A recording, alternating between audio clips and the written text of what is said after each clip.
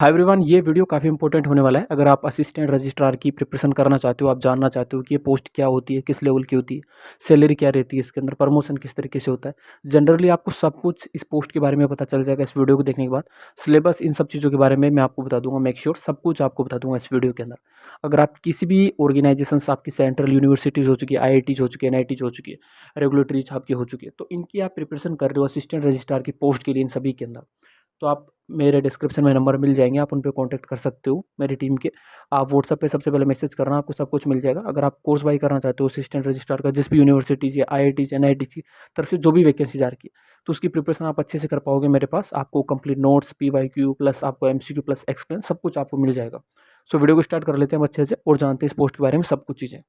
देखो यहाँ पे देख सकते हो नेचर ऑफ द पोस्ट बताया गया है, जो कि जनरली आपकी देख सकते हो ग्रुप A लेवल की पोस्ट रहती है, नॉन टीचिंग, जो कि आपका एडमिनिस्ट्रेटिव आपकी पोजीशंस वहाँ पे रहती है। आई होप ये चीज़ समझ में आ गई होगी। और यहाँ पे लेवल 10 की रहती है, आपका जो पे लेवल रहता है वो 10 रहता है, अंडर द 7 CPC आपका यहाँ पे बताया गया। एंड पे आपका इसका देख सकते हो 56,000 से लेकर 1,77,000 तक आपका ही जाता है। ये मान के चलो जो आपका टोटल सैलरी बनता है वो 1 लाख तक आपका जाता है। 95,000 से लेकर 1 लाख के मिनिमम बीच बीच में ये आपका पेमेंट रहता है। ये रिक्वायरमेंट पे डिपेंड करता है किसकी तरफ से आ रखी है, बट ये पेमेंट आपका जनरली मिनिमम रहता है, ये 95,000 से लेके 1 लाख आपका रहता है। ओके, यहाँ पे देख सकते हो ये जो पोस्ट आती है किन किन की तरफ से आती है, देख सकते हो सेंट्रल यूनिवर्सिटीज़ हो चुकी है आपकी, स्टेट यूनिवर्सिटीज़ हो चुकी है, IITs हो चुकी है, NITs हो चुकी है, रेगुलेटरीज आपका इंस्टीट्यूशन हो चुका है, इनकी तरफ से आती है। जो मेन चीज़ें उनको मैंने येलो कलर से हाईलाइट्स कर रखा है, तो उनको आप अच्छे से रीड आउट कर सकते हो।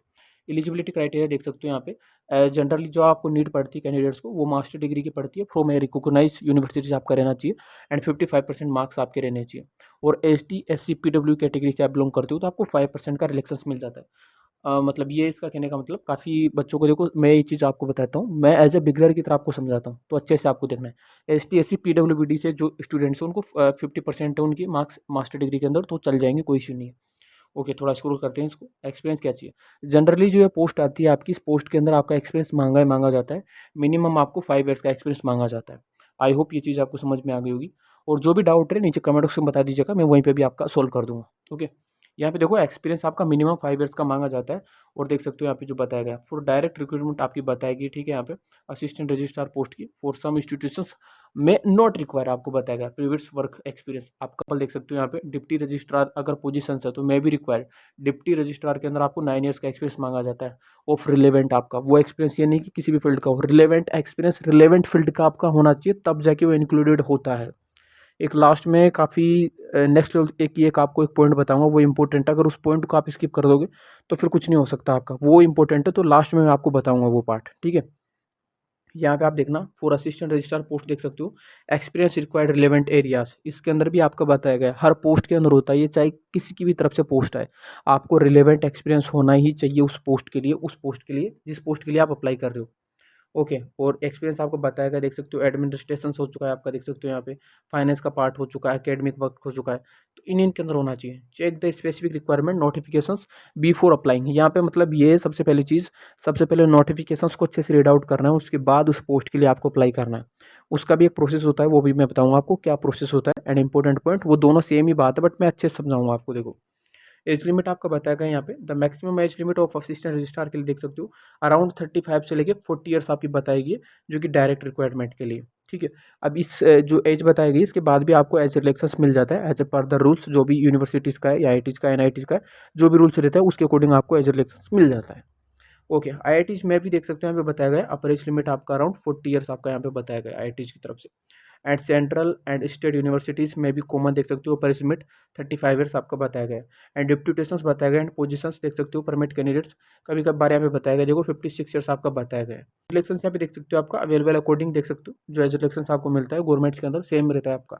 ST SC के लिए 5 ईयर्स का रहता है, OBC एंड NCL के लिए देख सकते हो 3 ईयर्स का आपका बताया गया है, PWD के लिए 10 ईयर्स का आपका, as the per applicable rules. तो ये जो आपका रूल्स रहता है एज रिलेक्शंस वाला, ये सबके अंदर सेम रहता है, आपका कॉमन रहता है। ओके, यहाँ पे देख सकते हो the final age limit and relaxation should always be verified for officially requirement advertisement. अब जिस भी आप एडवर्टाइजमेंट के अंदर अप्लाई करोगे असिस्टेंट रजिस्ट्रार की पोस्ट के लिए, वहाँ पे आपको एक डेट दी जाएगी कि इस डेट तक आपकी क्वालिफिकेशंस एज एक्सपीरियंस काउंट होना चाहिए। आई होप ये चीज़ समझ में आ रही होगी। इस वीडियो को अगर आप पूरा देखोगे तो आपको सब कुछ खुल के पता चल जाएगा, क्योंकि मैं जब भी वीडियो बनाता हूँ आप मेरे पास्ट के वीडियोज़ भी चेकआउट कर सकते हो। स्टूडेंट्स को बार-बार नीड नहीं रहती कि हर चीज़ को मैं बार-बार देखूँ। अगर अच्छे से आप समझते हो तो मैं एक ही वीडियो में क्लियर कर देता हूँ हर पॉइंट टू पॉइंट आपका। यहाँ पे देख सकते हो असिस्टेंट जो रजिस्ट्रार की जॉब प्रोफाइल क्या रहती है कि भाई वहाँ पे आपको काम क्या करना पड़ेगा, एग्जैक्ट आपको वर्क क्या करना पड़ता है वहाँ पे, वो समझो सबसे पहले। यहाँ पे असिस्टेंट रजिस्ट्रार देख सकते हो काफ़ी उसके ऊपर एक रिस्पॉन्सिबल रहती हो आपका, देख सकते हो supporting the administrative and academic operations and universities higher education institute. अब मैं बताता हूँ इसका मतलब क्या होता है। आपको हायर एजुकेशंस के बारे में पता रहना चाहिए, लेबर लॉ क्या होता है आपका, लेबर लॉ के बारे में आपको पता रहना चाहिए, उस यूनिवर्सिटीज़ या जो भी कर रहे हो आईआईटी एनआईटीज़ के उसके एक्ट भी आपको पता होनी चाहिए। बेसिकली ये चीज़ें जो भी असिस्टेंट जो आपका जूनियर असिस्टेंट हो चुका है, कलर जो आपकी कलर्शियल जो जॉब रहती है आपकी क्लर्क की, उन सब पोस्ट को हैंडल करना, क्या काम कर रहे हैं क्या नहीं कर रहे हैं, उनकी सैलरीज, इन सब का ऑडिट के ऊपर आपको काम करना, ये सब कुछ। बट फिर भी मैं एक बार और एक्सप्लेन करता हूँ आपको अच्छे से। यहाँ पे देखो आप सबसे पहले आपको कोऑर्डिनेट करना पड़ता है विथ यूनिवर्सिटीज, अथॉरिटीज हो चुका है, फैकल्टी मेंबर्स हो चुके हैं, एम्प्लॉय हो चुके हैं एंड स्टूडेंट्स टू इंश्योर आपका different administrative process run smoothly आपका बताया गया। यहाँ पे एडमिनिस्ट्रेशन एंड इस्टेब्लिशमेंट आपका बताया गया। अब जो मेजर रिस्पॉन्सिबिलिटीज होती है आपके ऊपर, ठीक है, वो देख सकते हो यहाँ पे, इनको रीड आउट करना है आपको। हैंडलिंग जो आपकी रिक्वायरमेंट निकलती है उनको करना, उसको हैंडल करना अच्छे से। एंड सर्विस रिलेटेड मैटर्स हो चुके हैं, टीचिंग एंड नॉन टीचिंग आपके एम्प्लॉयज़ हो चुके हैं, उनको हैंडल करना। मेंटेनिंग आपका हो चुका है, एम्प्लॉय के सर्विसेज रिकॉर्ड को अच्छे से करना। प्रोसेस मैटर यहाँ पे बताया गया related to leave, promotion, pension and आपका रिटायरमेंट बेनिफिट्स, ये सब कुछ एम्प्लॉयज़ के अच्छे से चेकआउट करना आपको अच्छे से। ओके, मैनेजिंग देख सकते हो आपका रिलेटेड जो कि फाइल्स हो चुकी हैं एंड कंपाइल्स आपका बताया गया जो कि एप्लीकेबल सर्विसेज रूल्स। ये चीज़ मैंने आपको भी फर्स्टली भी बताया था जब मैंने ये पार्ट स्टार्ट किया था आपका एक्सपीरियंस वाला। एंड यहाँ पे देख सकते हो अकेडमिक एंड आपका एग्जामिनेशन सेक्शन आपके हो चुके हैं, अभी बताता हूँ मैं आपको। डिपेंडिंग यहाँ पे बताया गया, देख सकते हो यहाँ पे ऑर्गेनाइजेशंस, यहाँ पे देखो असिस्टेंट रजिस्ट्रार के बारे में, organisations and coordinating examination related activities आपकी हो चुकी है, ठीक है। एंड आपका देख सकते हो ये सब कुछ आपको बताएगा जो कि मैंने ऑलरेडी आपको बता दिया। आई थिंक ये इतना ज़्यादा वो नहीं नीड इनकी। फाइनेंस एंड अकाउंट्स का आपको काम अच्छे से हैंडल करना आना चाहिए, किस तरीके से हो रहा है। फाइनेंशियली रिस्पॉन्सिबिलिटीज़ में भी इंक्लूडेड, यहाँ पे देख सकते हो आप। यहाँ पे देख सकते हो असिस्टेंट यहाँ पे बताया गया विथ बजट आपका प्रिपरेशन करना, बजट की प्रिपरेशन करना अच्छे से। अलोकेशंस आपका हो चुका है, मॉनिटरिंग करना उनको अच्छे से। अलोकेटेड आपका यूटिलाइजेशंस का फंड्स हो चुका है, उनको फंड्स को अच्छे से यूटिलाइज करना, मेन चीज़ तो ये। कोऑर्डिनेट आपको करना आना चाहिए, ठीक है, यहाँ पे एम्प्लॉयज़ के साथ, अदर एम्प्लॉयज़ की सैलरी, पेंशन्स एज एवरीथिंग, ये सब कुछ आपका। सपोर्टिंग ऑडिट कंपाइलेंस, आपको ऑडिट के बारे में अच्छे से पता रहना चाहिए। प्रिपेयरिंग टू देख सकते हो कोऑर्डिनेटिंग आपका फाइनेंशियली जो रिपोर्ट रहती है उसको अच्छे से रिपोर्ट्स को जनरेट करना, सब कुछ चीज़ों को चेकआउट करने के बाद।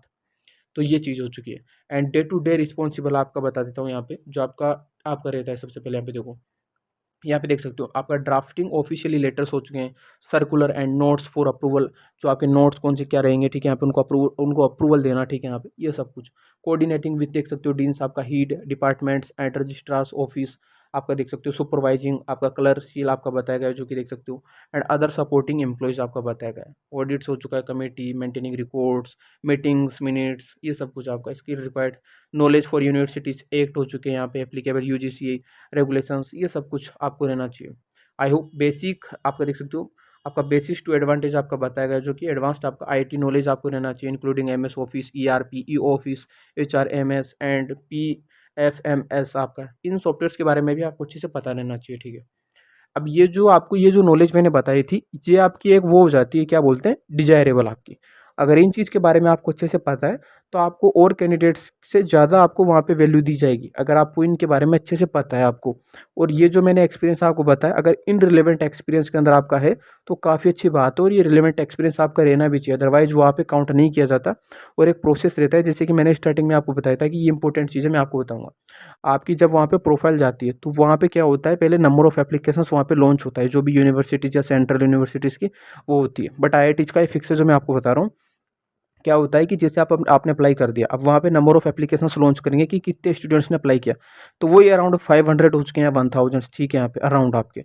उनमें से फिर क्या होता है, शॉर्ट लिस्टेड किया जाता है, उनका एक्सपीरियंस चेक किया जाता है, उनकी डिग्री चेक की जाती है, कहाँ से नहीं है, सब कुछ चेकआउट करने के बाद फिर शॉर्ट लिस्टेड की एक लिस्ट निकलती है, फिर जाके आप शॉर्ट लिस्टेड हो या नहीं हो वो सब कुछ पता चलता है। तो उसमें काफ़ी कम स्टूडेंट्स अवेलेबल रह पाते हैं, काफ़ी कम लिस्ट निकल पाती है, काफ़ी कम स्टूडेंट्स को वहाँ पे शॉर्ट लिस्ट किया जाता है। तो ये मेन इंपॉर्टेंट बात थी जो मैंने शेयर की, काफ़ी इंपॉर्टेंट बात है, क्योंकि टीचर्स लोग बताते नहीं, ठीक है, उनका तो ये काम रहता है कि नहीं चलने दो। मैं किसी की बुराई नहीं कर रहा, बट मैं भी आपको पता ना हो तो इसलिए मैंने ये चीज़ बताई है आपको। ओके, तो यहाँ पे ये सब कुछ हो चुका है आपका काम, सब कुछ जो मैंने बता दिया आपका।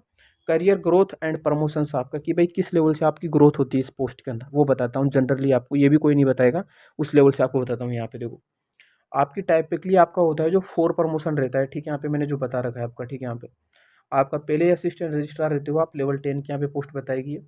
फिर उसके बाद जो आपका होता है डिप्टी रजिस्ट्रार पे होता है, जो कि लेवल 12 आपका हो चुका है, एंड आपका 13 भी हो सकता है, ठीक है। जॉइंट रजिस्ट्रार हो चुका है, जो कि लेवल 13 की आपकी पोस्ट हो जाती है।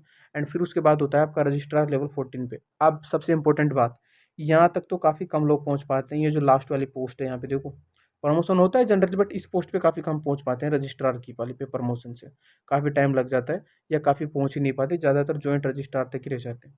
ये बात थी सबसे इम्पोर्टेंट। होप ये चीज़ आपको अच्छे से समझ में आ गई होगी। एंड काफ़ी कुछ चीज़ें जो जिनके ऊपर मैं बाद में डिस्कस करूँगा। इसकी सैलरी स्लिप के बारे में मैं आपको समझाऊँगा, किस तरीके से आपके अलाउंसेस अदर सब कुछ चीज़ें रहती है। अगर वो वीडियो आपको चाहिए तो आप डिस्क्रिप्शन में लिख दीजिएगा कि नहीं सर उसके ऊपर चाहिए, तो मैं बना दूँगा। बाकी अगर वीडियो अच्छी लगी तो लाइक सब्सक्राइब कर दीजिएगा।